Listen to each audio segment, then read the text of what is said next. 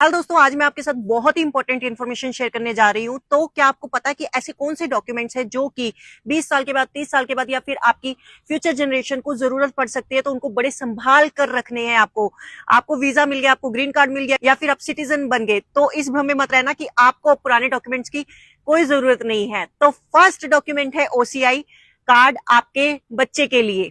मान लो आपका बच्चा यूएस सिटीजन है और आपने उसके बर्थ के टाइम पर उसके लिए ओसीआई अप्लाई नहीं किया, बट जैसे ही वो 25 साल का होता है और वो डिसीजन लेता है कि मुझे ओसीआई अप्लाई करना है, तो उस बच्चे के पेरेंट्स के 20 से 25 साल पुराने डॉक्यूमेंट साथ लगेंगे। जैसे कि अगर मैं बात करूं, cancelled Indian passport, second birth certificate, marriage certificate या फिर बच्चे का बर्थ सर्टिफिकेट, चाहे फिर ओसीआई मिल गया हो या ना मिला हो, तब भी ये डॉक्यूमेंट आपको जरूर संभाल कर रखना है। सेकंड बात करें हम नेचुरलाइजेशन यानी कि सिटीजनशिप प्रूफ।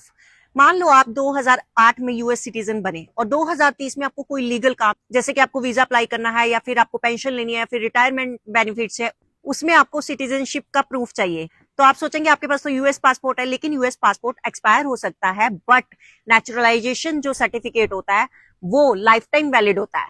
तो दोस्तों, अगर ये आपका डॉक्यूमेंट खो गया तो ये डुप्लीकेट बनाना मुश्किल होता है और टाइम कंज्यूमिंग और कॉस्टली होता है। थर्ड है दोस्तों एक्सपायर्ड ग्रीन कार्ड।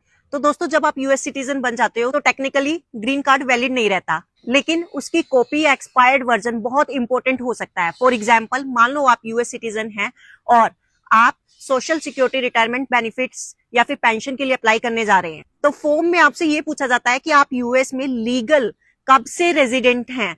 तो आपका जो एक्सपायर्ड ग्रीन कार्ड है वो उस डेट का सबसे स्ट्रॉन्ग प्रूफ होता है। Fourth, cancelled Indian passport.